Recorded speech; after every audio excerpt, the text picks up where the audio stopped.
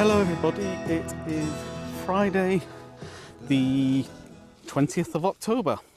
As you can see, I'm outside. I have my lovely hat that I made with the wool that Claudia from Crochet Luna gave me for my birthday, with its little pom-pom on top, with a garter stitch panel there, and then stockinette all the way around, and a lovely 1x1 rib. Tubular cast on, so it doesn't actually have a thick edge. My head is quite wide in circumference, but not very deep, so in fact I made it slightly too long, so I turned up the brim, which is fine. I'm wearing my hat because I am out on the Berkshire Downs. Even though since 1974 it's been part of Oxfordshire, I call this the Berkshire Downs. The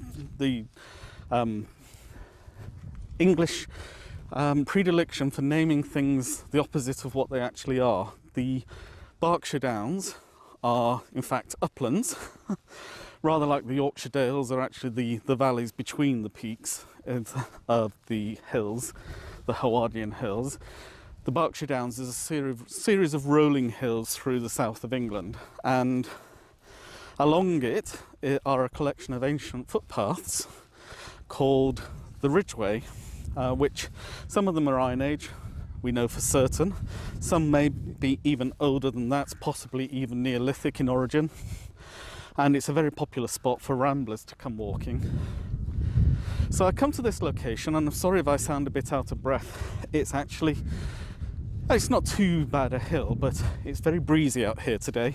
I've come here because I have mentioned many times that Abingdon and Stamford in the Vale and all the other places are in the Vale of the White Horse.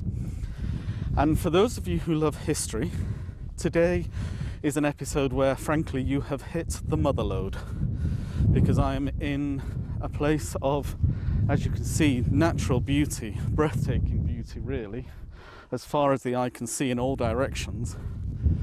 But in this location, the hill I'm walking up at the moment is named White Horse Hill.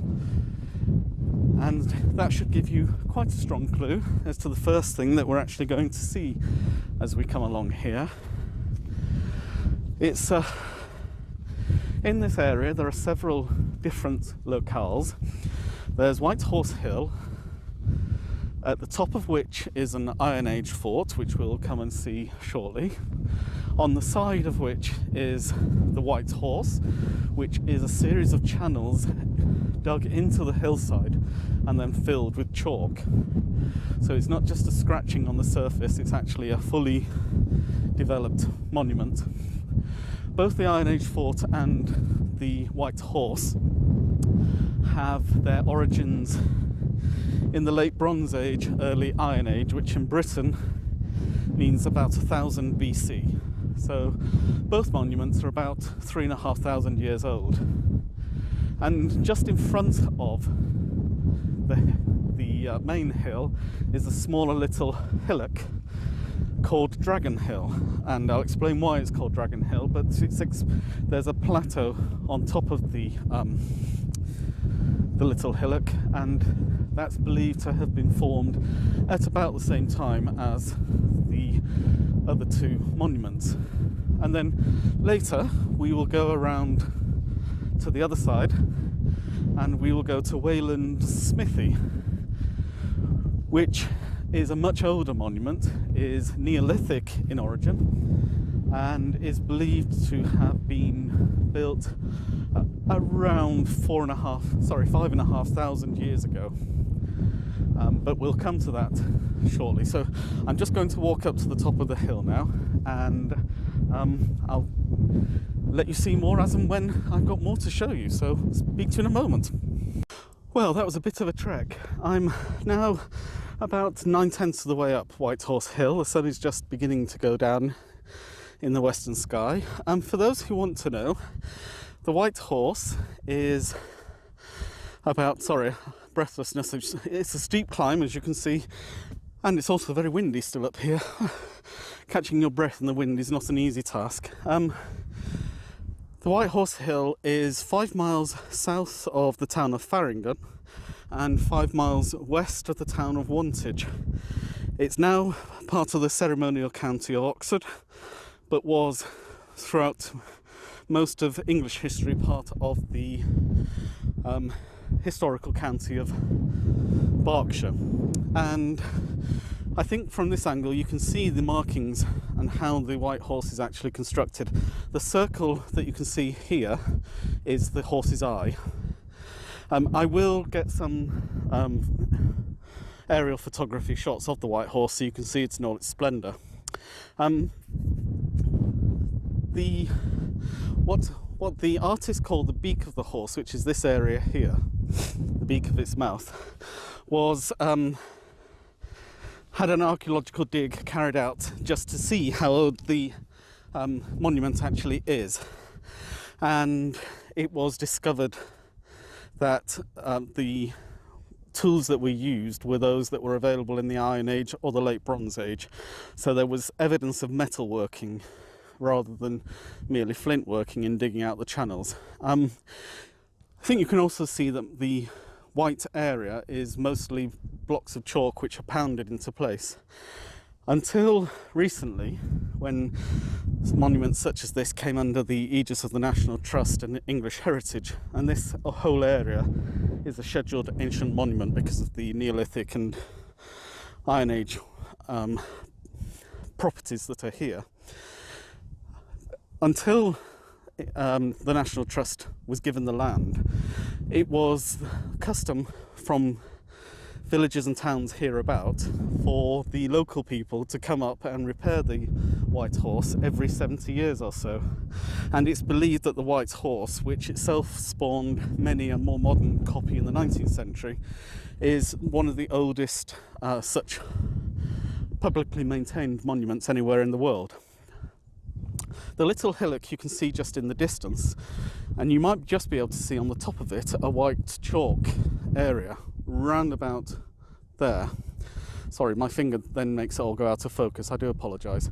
If I've got time, I'll go down there, but if I haven't, that is Dragon's Hill, which, according to local folklore, is the place where St George slew the dragon, and the white patch of chalk is an area where the dragon's blood spilt, and it's reputed that no plants can grow.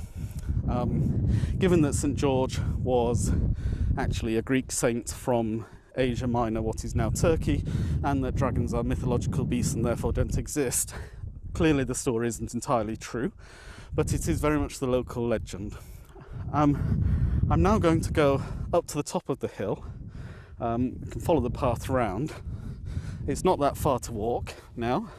I've broken the back of the climb, and at the top of this hill is what's known as Uffington Castle, which is the Iron Age fort.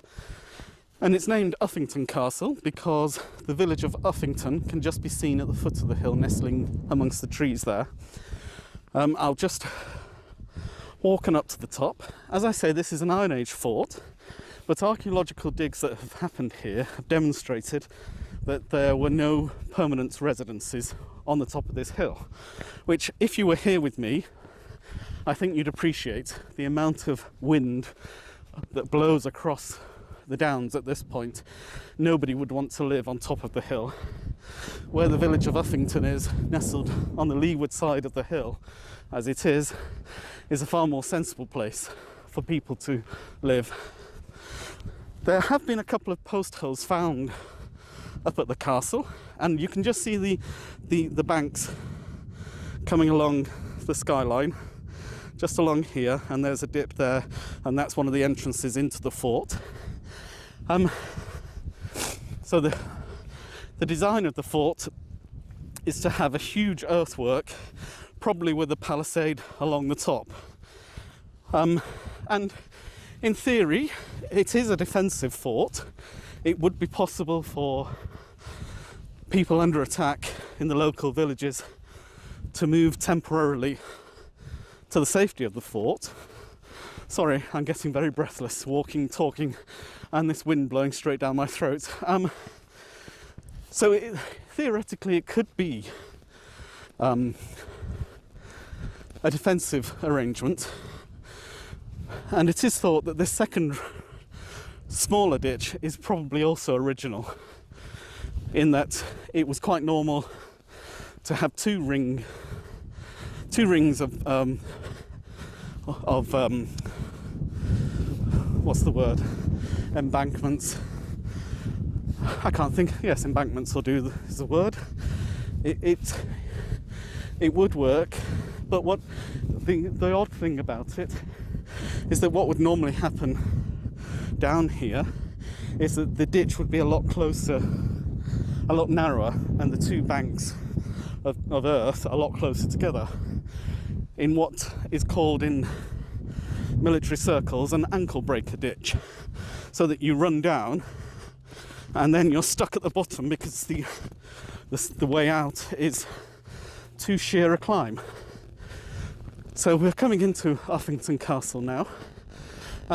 As I was saying, there has been archaeological work done on this site, and two post holes have been found, but they don't appear to have been in relation to each other, and they don't appear to have had any other post holes in the immediate vicinity, which has led most historians to think of this place more as a festival marketplace, where the tribes from all the areas that are visible from this hill on all sides would come to celebrate significant rituals, for example marriages that cement alliances, if a new chieftain replaces an old chieftain, then in lieu of a coronation ceremony as such, there'd be a festival and a market up on the top of the hill, which has a certain degree of attraction to me. I can quite see people having a merry old time, but as you can see, it is a huge plateau on top of this hill.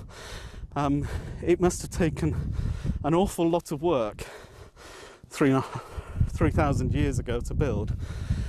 There have been some graves found up here, although curiously none from the Iron Age.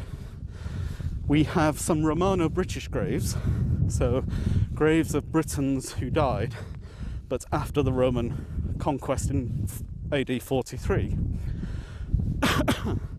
So they would be dressed in the style of Iron Age Britons, but would have trinkets and the like, which would indicate that they were Roman rather than native British, although they were probably actually native Britons. And just slightly further along from those graves, archaeologists also discovered an Anglo-Saxon cemetery. So if the Iron Age was 1000 BC to 43 AD, and the Roman Age was 43 AD through to about 415 AD, the Anglo-Saxon period is about 450 all the way through until the Norman conquest in 1066, with a couple of interruptions for the Viking invasions. But then this part of the country, which is the Kingdom of Wessex, would never have been under the control of the Vikings as Vikings. There are a couple of Vikings who themselves were kings of England, like Canute, for example, but it was never a Viking kingdom in the Kingdom of Wessex. And in fact, King Alfred the Great, who is the only English king to have been given the name the Great, was King of Wessex and is known to have had a palace and court at Wantage and at Wallingford, both of which are in what is now Oxfordshire. I'm just going to go back down the hill now with just perhaps a last look at the Uffington Castle, and I will speak to you when I get to the bottom. So I just thought I'd give another look at Dragon Hill from up here. I think because the light is beginning to go down, it's about 4 o'clock in the afternoon now. I came straight from work, and well, not straight from work, but I had a few bits and pieces to do first. And I want to be able to get to Wayland Smithy before it gets dark, so I just thought I'd give you another look at, I think is that it? Yes, that's it, Dragon Hill from the side. As you can see, it's quite a significant little rise in the ground. It is more likely a location for settlements of some kind, given that it is in the shelter of this hill from the strong breezes that are up on top. I don't recall if any archaeological dig has actually been done on Dragon Hill rather. But I will check that out when I get back, and if it has, I will say so, and if it hasn't, I'll put something at the bottom here for you. There are strict legal limits on the amount of archaeological examination that can be done on scheduled ancient monuments. The purpose of scheduling an ancient monument is to protect it for future ages, and that's a very positive thing to do. One of the issues with archaeology is that, rather like radioactive carbon dating, is the process of digging in the ground to see what's there is very destructive of whatever happens to be dug in the ground. Modern techniques are much more scientific in approach than those of former ages, but there are many significant archaeological sites in the United Kingdom and elsewhere in the world that amateur British archaeologists of the 18th and 19th century basically trashed. I don't want to be too hard on such people. They were doing the best that according to their own lights, but they were interested in the big finds, the beautiful things, rather than the minute details that actually tell you how people lived their lives in these sites, and not just how the rich and powerful who owned the villa on the bank of the Thames lived, but how their slaves lived out in the poorer quarters at the back. So there are occasional archaeological digs done on these major sites of national importance and international importance as well, because one of the things that has become apparent when these sites are dug is how interconnected these islands on the Atlantic coast of Europe were with the rest of the European economy. There are artifacts found which can originate in Persia, in Turkey, in the Alps, and there are artifacts found there which have been made using copper mined in North Wales at the Great Orme in Llandudno. So these sites are not just important locally or nationally, they are the story of who we are, we the human population of this planet.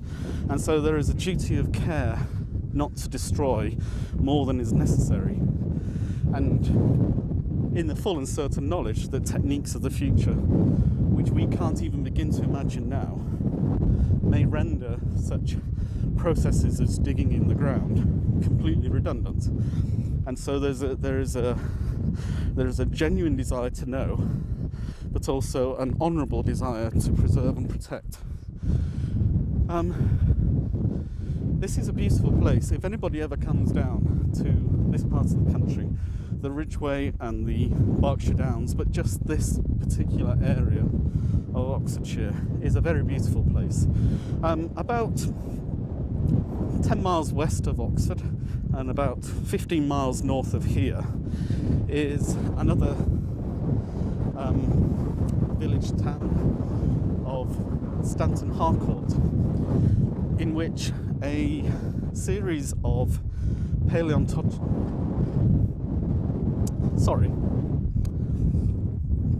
paleoarchaeological need to put my teeth in paleoarchaeological sites have discovered an old riverbed of the Thames from 200,000 years ago, when strikingly both mammoth and elephant roamed the Oxfordshire countryside. The overall climate would have been equivalent to the south of France. And this was one of the first sites in the world where elephant and mammoth were actually discovered to be living together in the interglacial periods. It had always previously been thought that mammoth developed the way they did in order to exploit the cold environment. But we have mammoth tusk and elephant tusk from the same sites in the same stratification, which show that they were living at the same time, and nestled in amongst them stone flakes that showed that human beings were there too, and I think also saber-toothed cats. So this whole area is quite a significant treasure trove of archaeological goodies just waiting to be discovered. I'm nearly back at my car now, so I will just make my way across to Wayland's Smithy and I'll rejoin you then. So for now, goodbye. I'm just approaching Wayland's Smithy now. As it says, this is an ancient monument, so no bonfires or camping. And the barrow is an interesting site because, as I say, it's 4,500 years old. Sorry, 5,500 years old, not 4.5. It was built around 3,590 BC. And we know that, in fact, it wasn't built. The original barrow that is in the centre of this long barrow was built at that time. Excuse me.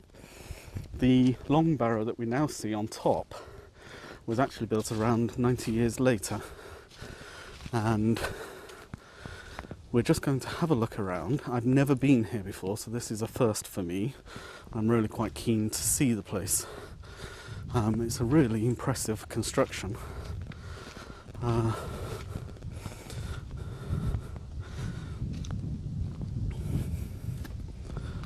Afternoon. Gosh.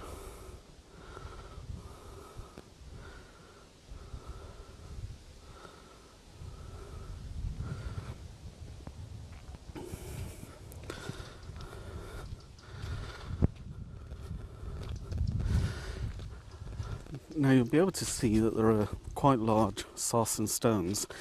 These stones are the same fabric that Stonehenge was built from, although those monoliths were huge in comparison to these. But it shows the importance of this barrow in that it had to be constructed and the stone had to be shipped in. I'm not certain about the historical accuracy of these stones lining up around the side, although there would have been a construction similar to that, so it's not far-fetched or beyond reason for these stones to have been stood up in this way. But whether they are still in situ from 3,500 BC, I've no idea. But as you can see, it's a very long barrow, and the original barrow, as I say, would have been a circular barrow built in the middle of this area. Probably you have to imagine this place without the trees. It's highly unlikely that in the Neolithic era a barrow like this would have been hidden away in a copse of this nature. This looks like a artificially manufactured landscape, because you can see through the trees that actually this barrow would give you a view across the whole of the area around. And that's one of the things that barrows signify. They were often important people who, or members of an important family, and they would be buried in the centre of the tribal territory in a house of the dead, which would be visible from all parts of that territory. And it was a kind of saying, you know, we are here, this land is ours. I'll just stay at this end for a little while. There's a photographer taking some photographs of the barrow itself, or the entrance to the barrow. And so when the long barrow was built, about 100 years after the original barrow, it wasn't a way of trashing what had gone before. Even if it was a different tribe who had settled and were building this barrow, they would respect the dead. There was a greater sense of connectivity between the living and the dead, particularly, I suspect, for people for whom life could end at any moment, that even a cold was enough to take you away. In a world with very little medicinal knowledge and the understanding of chemistry to manufacture those medicines, plant law is very important, but it requires an extra degree of knowledge to know how to isolate and manufacture the particular active ingredients that we take for granted in our modern medicine. So these Saracen stones, it took a significant investment to bring those here and to bring them along here and to install them. Not as considerable an effort as Stonehenge perhaps, but still significant, because this stone isn't local stone. The local geology here is limestone and chalk and some Jurassic sediments. It certainly isn't this kind of beautiful, almost blue stone. And this would have been brought by river and overland from quite a long distance to get here. So it was a real undertaking on the part of these people. And they obviously felt, well, first of all, they were obviously well settled here. Secondly, they obviously felt that this was their home forever. And thirdly, they obviously had the wherewithal, the financial wherewithal, the manpower, as it were, to be able to bring these items here to set up this smithy. So we'll take our leave of the dead who are long buried here, and we'll make our way back down to the car park. So I'll speak to you again shortly. Well, I say shortly, I have 1.5 miles to walk back now to my car, so it might be about half an hour, but I'll speak to you again in a little while. I just wanted to say, as I walk along the ridgeway, there are no better way of spending your afternoon than visiting prehistoric sites in the middle of Neolithic prehistoric Berkshire, stroke Oxfordshire. And apart from the yapping of dogs ahead, there isn't a sound to be heard in any direction. It is a lovely, lovely afternoon. Anyway, I'll see you when I get there. Hello everyone. I was just editing the video from this afternoon prior to uploading it and realised that one of my segments didn't record. I have to be honest, this is now the 4th time I've recorded this segment, so I'm really hoping this one works. I hope you like my fairy lights, by the way. This is my crafting area. It's quite nice to have sparkly lights. There's a comment that comes further on in the next segment. Without this segment, that comment doesn't really make any sense, which is why I feel it's important for me to talk about this. And it's two elements, really. The first is that the white horse, as an example of prehistoric graphic design, is without parallel. The economy of expression,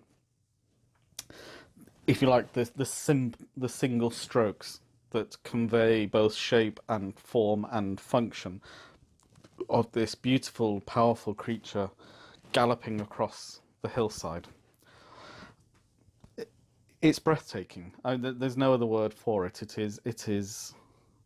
If a person were to create this piece of work today, it would be a masterpiece. And this was created 3,000 years ago. And I think once you see at the end of the video pictures of the White Horse in all its glory, you'll understand what I mean. And indeed, as well as the Vale of Whitehorse District Council, whose area I live in, other companies and organisations within the Vale use this White Horse as part of their graphic design output, as their logo and branding, because it's such a powerful image.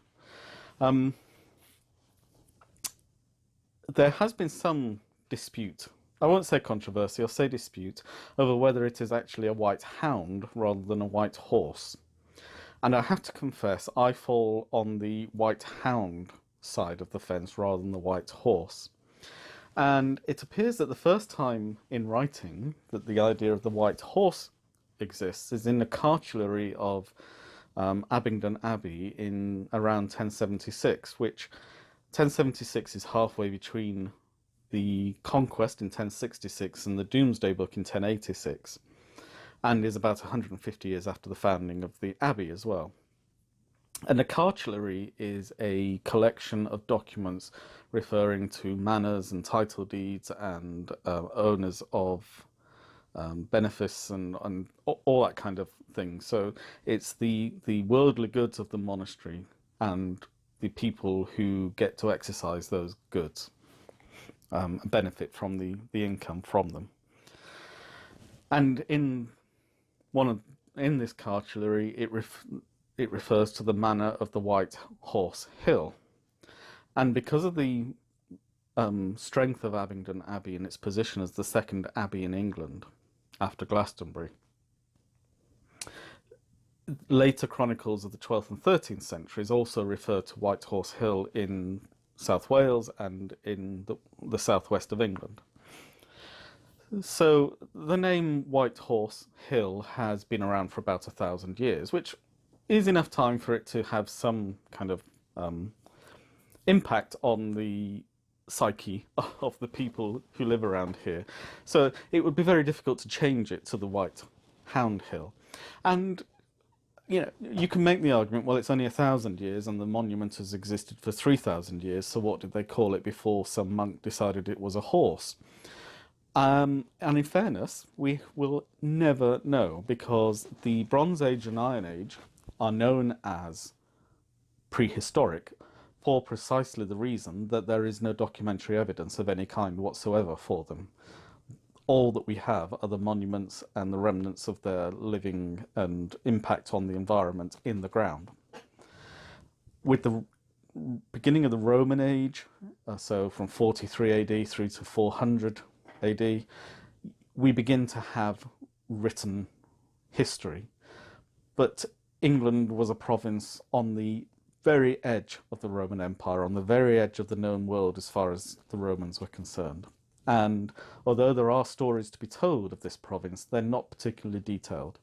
So there isn't, as far as we're aware, any surviving documentary evidence of what the Romans would have called White Horse Hill. When the Saxons arrive, and during the Saxon period, when the Vikings come in and destroy an awful lot, you either have a pre-literate or a destroyed literary record, which means that the period from about 400 to 800, with a few notable exceptions like Bede and Alcuin, and Willie Broad and Willibald and Boniface and Wilfrid, who had sent letters and documents which were kept in other parts of Europe, not necessarily in England. This period is known as the Dark Ages for precisely that reason. There is so little documentary evidence about the Dark Ages that they are dark to us. So again, there is little chance that we would ever know what the Saxons called the White Horse Hill. So, you know, as I say, it's had 1,000 years of history. It's enough time for the name to have really been embedded, and I don't think it matters. I think it's a hound because horses only become part of the hunting scene really after the Norman conquest. One of the big advantages the Normans had over the English at the Battle of Hastings was the fact that the English were infantrymen and the Normans were knights. They had, well, ponies more than horses, but they had a cavalry. And only following the Norman conquest does hunting using horses become part of chivalric training. And chivalry itself is just from the French chevalier, a person who rides a horse. Chevaux, I think. I may be wrong. I'm sure I'll be corrected if I'm wrong.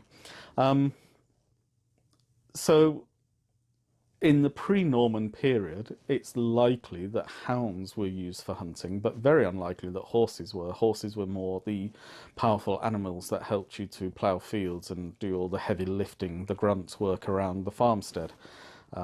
Pretty much as a modern-day tractor would be now. But I don't know any more than anybody else. It's a best guess, and I'm quite happy to say I live in the Vale of the White Horse or the Vale of the White Hound.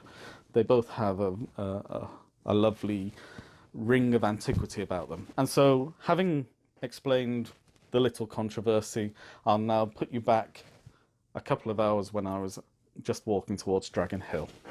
So I got back to the car park, and a little voice in my head, Wendy, was saying, oh, well, it took us all the way to White Horse Hill, but didn't go to the Dragon Hill. Oh, I don't know.